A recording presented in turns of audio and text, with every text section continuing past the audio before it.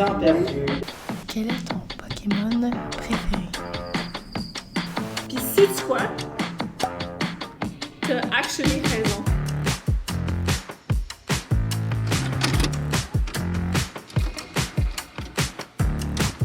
Bonjour à tous et à tous et bienvenue à notre chaîne YouTube. Je m'appelle Quentin et voici ma soeur Béatrice. Allô? Et aujourd'hui, on a une interview, une autre épisode interview Béatrice. Et j'ai une personne que je connais depuis 2006. Il est le rôle de directrice générale de Trait d'Union, Madame Jocelyne Sylvestre. Bonjour, monsieur Quentin. Bonjour.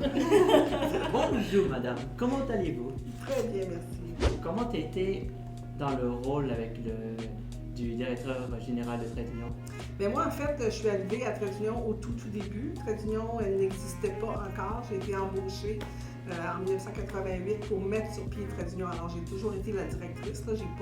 J'ai pas monté les échelons. J'ai commencé en haut.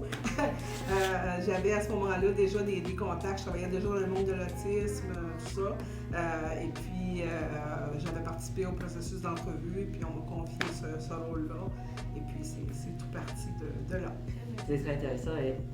Est-ce que tu as rencontré des personnes avec les autres rôles de membres de Trait d'Union? Bien, en fait, il y avait un petit conseil d'administration à l'époque qui m'avait embauchée, mais il n'y avait pas d'autres employés. Alors, mon travail, c'était justement de mettre sur pied des services, d'embaucher les gens, tout ça, de développer différents programmes. Alors, c'est parti de là. Comment tu as voulu travailler? Comment je suis arrivée, pourquoi je voulais travailler dans le monde de l'autisme? Oui. Bien, en fait, quand j'étais adolescente au secondaire, j'ai vu un film qui s'appelait Le Miracle de l'amour, où on voyait une famille qui avait un enfant autiste et puis qui voulait entrer en communication avec lui, tout ça, puis ça m'a vraiment comme charmée. Puis je trouvais ça mystérieux, tout ça, puis je me disais, moi, je veux travailler avec des enfants comme ça. Alors, j'ai orienté toutes mes études et mes emplois d'adultes aussi vers le travail auprès de personnes autistes. J'ai travaillé, tous mes travaux aussi pendant mes études. Bon, j'ai un DEC en éducation spécialisée, j'ai un bac en psychoéducation, une maîtrise en psychoéducation. Tous les travaux que j'ai faits, les stages que j'ai faits, c'était tout en lien avec l'autisme aussi. Puis les emplois que j'ai occupés, j'ai travaillé dans une maternelle spécialisée pour enfants autistes du côté d'Ottawa, parce que moi, je suis franco-ontarienne d'origine. J'ai travaillé aussi dans un foyer de groupe où il y avait plusieurs personnes autistes pour ensuite arriver à Trait d'Union. Fait que c'est vraiment... je me suis lancée là-dedans puis je me suis bien retrouvée. Oh, c'est une très belle expérience de votre travail et aussi de votre émotion aussi, comment ça marche avec les fonctionnements du travail. Tout ça est parti d'un film aussi. Oui, ça c'est une très bonne idée. Qu'est-ce que tu aimes le plus de travailler avec des personnes autistes? Je pense que c'est parce que ce sont des personnes qui sont vraies. Avec elles, on n'a pas besoin de se préoccuper. Est-ce que ce qu'ils disent, c'est vraiment ce qu'ils veulent dire, tout ça. Puis c'est aussi des personnes qui ont beaucoup de résilience, hein, parce que bon, c'est pas évident tous les jours être une personne autiste. Puis je trouve qu'ils font preuve de beaucoup de résilience dans leur vie. Je me reconnais beaucoup dans les personnes autistes. J'ai trouvé une communauté d'appartenance dans le monde de l'autisme. Je dis souvent que je partage beaucoup de caractéristiques des personnes autistes. J'ai beaucoup d'hypersensibilité sensorielle. J'ai beaucoup de difficulté à lire le langage non verbal. J'ai besoin beaucoup de me replier sur moi-même, de me retrouver seule pour refaire le plein d'énergie. Je dois socialiser en groupe à très petite dose. Donc, je comprends, je pense, beaucoup le vécu des personnes autistes. Puis, j'ai trouvé une façon, justement, à travers cette compréhension-là de ce qu'ils peuvent vivre peut-être à une autre échelle, de pouvoir les aider à surmonter certaines de ces activités, de ces défis-là, puis montrer que c'est possible d'être comme ça, puis de quand même se réaliser dans la vie. C'est tellement une belle réponse, oh mon Dieu! J'aime full ça. Toi, Quentin, qu'est-ce que tu aimes de Jocelyne? Ben, quand je venais à Trait d'Union, à Jocelyne, je venais pour discuter avec des ateliers, avec les groupes pour regarder les fonctionnements des activités et à chaque mois de l'autisme, en avril, ils organisent par c'est quoi les programmes du marche et comment des groupes des groupes autistes qui vont faire comme association pour aider pour travailler. On a eu des belles conversations, hein? Oui. Oui, surtout que vous vous connaissez depuis. Ben, moi je m'inclus là-dedans, là, parce qu'on s'entend qu'on est un peu un package deal là, quand on rentre à Trait d'Union. Mais on se connaît depuis super longtemps. Puis je pense qu'on s'est tous vus un peu évoluer. C'est autant toi que tu nous as vus en tant qu'enfant, puis le devenir adulte, autant que nous on t'a vu grandir dans ce rôle-là aussi. Parce que Trait d'Union était tellement petit avant que là on a vraiment vu l'expansion que ça avait pris. Puis votre mère a joué différents rôles à Trait d'Union aussi. Ouais. Ça aussi, c'est comme tu dis, un package deal. C'est quoi les principaux défis que tu vois quand on travaille avec des personnes autistes? J'ai de la difficulté à répondre à cette question-là, puis caractéristique que je partage, c'est que pour moi, c'est pas un défi de travailler avec des personnes autistes. Je trouve que le défi, il appartient plutôt aux personnes autistes, justement, dans les difficultés qu'ils rencontrent dans leur vie, là, ou dans leur intégration, etc. Si je parle de défis dont on me parle parfois quand on travaille dans le monde de l'autisme, c'est peut-être le défi, justement, d'essayer de desservir une clientèle qui a des profils très distincts. Les profils sont très, très, très distincts. Hein? Ça va de personnes qui sont très autonomes à d'autres qui ont besoin de beaucoup de soutien, beaucoup de diversité d'âge, de profils, d'intérêts, tout ça. Fait que c'est difficile de devenir spécialiste, je pense, parce qu'il faut en avoir vu beaucoup pour bien comprendre, bien saisir tout ça. La multiplicité des approches aussi, ce que les gens veulent, parce qu'il faut quand même leur laisser déterminer ce qu'ils veulent dans la vie, le concept d'autodétermination. Tout ça, les familles, la même chose, il faut leur donner des choix. Fait que c'est difficile, on ne peut pas dire, OK, pour les personnes autistes, voici comment on va travailler ou intervenir, ou pour les familles, voici ce qu'on va offrir. Ça prend une panoplie de choses, puis ça prend du temps à développer ces connaissances-là, cette expertise. Surtout que c'est un monde en constant changement. Quand tu as été diagnostiqué, c'est très différent de ce que c'est maintenant. C'est ça. Fait que c'est comme, il y a tout le temps une multitude de différents profils, comme tu dis. Puis le défi, je pense, comme intervenant ou comme personne qui travaille dans ce domaine-là, c'est l'impuissance, je pense, parce que souvent, quand on constate justement l'absence de service, tout ça, on a l'impression de ne pas pouvoir faire grand-chose pour les aider. Fait que ça, je trouve que c'est un défi. Puis je commençais tantôt en disant, mais tu sais, le défi, c'est pas un défi de travailler avec les personnes autistes. Moi, je considère que souvent, on dit, mon Dieu, tu travailles dans le domaine de l'autisme, ça doit être difficile. Hein? Puis je dis, moi, il y a plusieurs types de personnes avec qui j'aurais de la difficulté à travailler, mais les personnes autistes, pour moi, ça va toujours être un choix numéro un. Là. Si tu me dis que tu peux travailler dans n'importe quel domaine, c'est ça que je vais choisir. Pour moi, c'est pas un défi.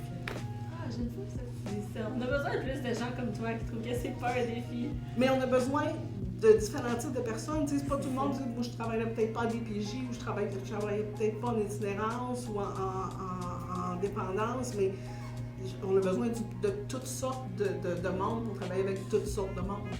C'est juste que moi, mon monde, c'est ça. Comment rendre plus accessible des services, des différents services aux personnes autistes dans la société? La sensibilisation. Ça, je pense qu'on s'en sort pas dans le sens où il faut que les gens deviennent confortables avec la notion de l'autisme, qu'ils comprennent qu'il y a des personnes autistes qui sont comme ça, d'autres qui sont comme ça, que c'est des personnes comme tout le monde, qui ont des intérêts, qui ont des difficultés, qui ont des bonnes périodes, qui peuvent avoir des comportements un petit peu différents à certains moments, mais qu'une fois qu'on les connaît, on n'a pas besoin d'être un spécialiste en autisme ou un intervenant pour interagir avec une personne autiste. N'importe qui peut et devrait pouvoir interagir avec une personne autiste dans les milieux. On parle beaucoup de l'inclusion, tout ça, mais l'inclusion, ça appartient à tout le monde. C'est pas, par exemple, si on parle des activités de la ville de loisirs de la ville, par exemple, bien, tout le monde devrait avoir droit de participer à des activités dans la ville, des activités de loisirs, tout ça. Le diagnostic, ça ne devrait pas être un critère d'exclusion. Ton enfant est autiste, tu devrais avoir le temps le droit d'inscrire au camp de jour. Il devrait avoir le droit de participer d'aller à la piscine, d'aller à ça, sans qu'on dise au départ, tu ne seras pas capable ou on ne sera pas capable. Il y a un principe qu'on appelle la présomption de compétence. Puis je pense que il faut toujours regarder la personne en avant de nous et dire, cette personne-là, elle a des compétences, puis il faut croire qu'elle va être capable. Avant d'y mettre des bâtons dans les roues puis de dire non, elle ne sera pas capable, présume qu'elle va être capable, puis présume que toi, tu vas être capable aussi de la soutenir dans son intégration ou dans son inclusion. Puis c'est pas une question de si la personne devrait être intégrée, c'est comment elle devrait être intégrée. Puis c'est de se mettre plus dans ce mode-là pour dire, OK, cet enfant-là est inscrit aux activités, comment on va lui permettre de participer? Peut-être qu'il ne participera pas au même titre que les autres, là, mais il est en loisir, on ne te demande pas de fournir un diplôme à la fin. Là. Il veut s'amuser, as-tu le droit de s'amuser? Es-tu capable de l'aider à s'amuser avec les autres? Les autres enfants, ils peuvent-tu l'aider? Ils peuvent-tu apprendre quelque chose, eux autres aussi, à travers ça? C'est ça qu'il faut faire. Je suis d'accord. Moi aussi, Qu'est-ce que t'en penses, Quentin? Ça, c'est une très bonne idée aussi, ça aide aussi. Oui, ça t'aiderait, hein, si Oui. quelqu'un te montrait comment faire les choses. Puis penser au départ que tu es capable. Si tu t'es inscrit à cette activité-là, c'est parce que tu veux y être. Ou si tu te présentes quelque part à la bibliothèque pour sortir un livre, c'est pas parce que tu es une personne autiste que, oh, je ne sais pas si on va pouvoir te prêter un livre. Là. Non. Tu passes par la même démarche que tout le monde. Là. Fait que Oui. L'accessibilité universelle, je pense que c'est un concept qui est très prometteur par rapport à ça. Puis comme je disais, la présomption de compétence, pour moi, c'est un concept fort. Oui, mais je suis totalement d'accord avec toi. Comment choisissez-vous les figures pour le mois de l'autisme? Ça varie beaucoup d'une année à l'autre, ça, parce que ça dépend des thématiques qui nous sont proposées là, à travers différentes instances qui déterminent les thématiques.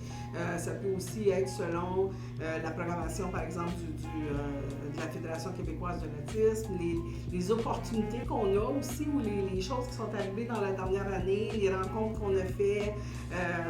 Je vais donner l'exemple du café autiste, que vous connaissez, je pense.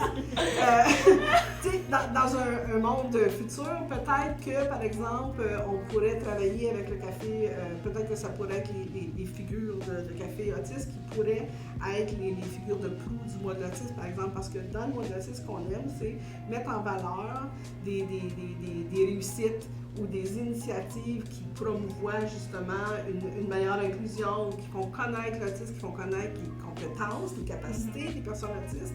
Fait que des projets comme ça, souvent, ça va servir un peu de bougie d'allumage au type de campagne qu'on va faire puis auquel on va s'associer.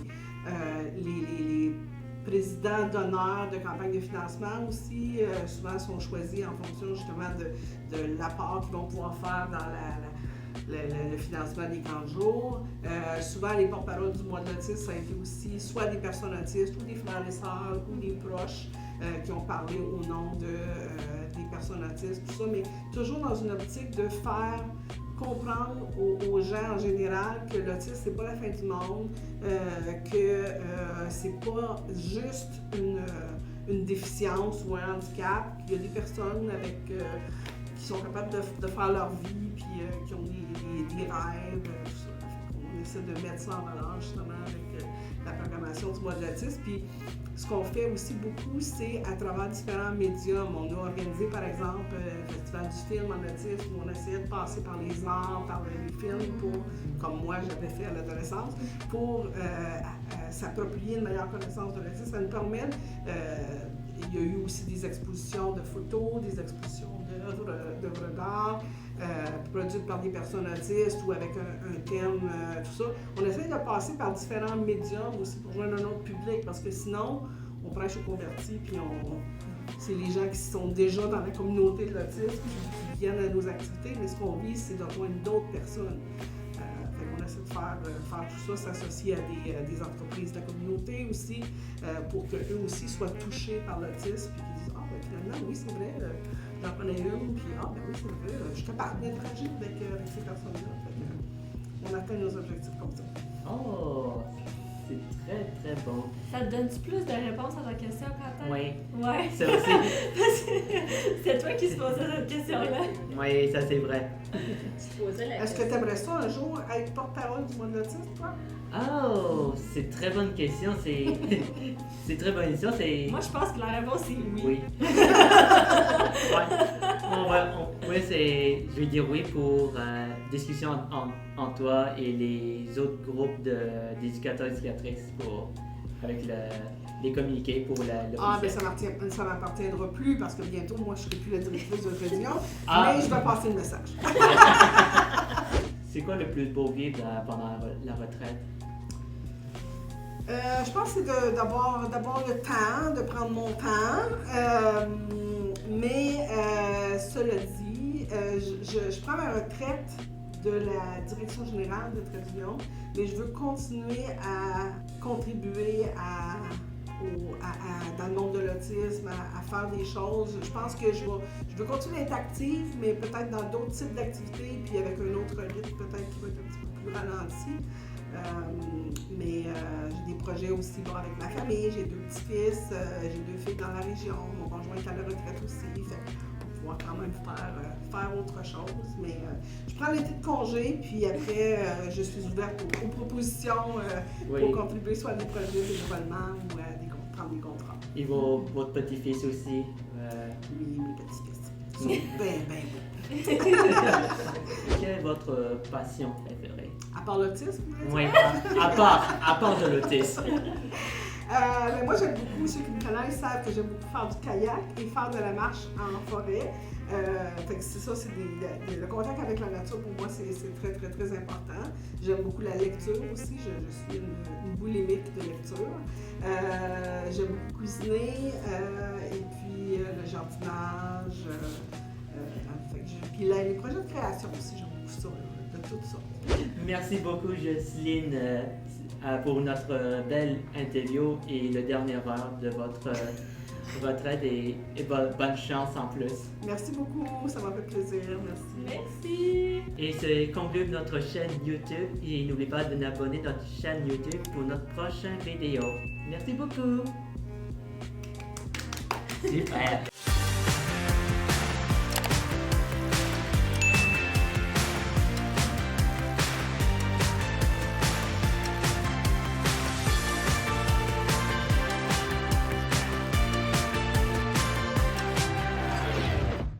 Je vais faire aussi. Ah, mon fin. Bloopers. Parfait.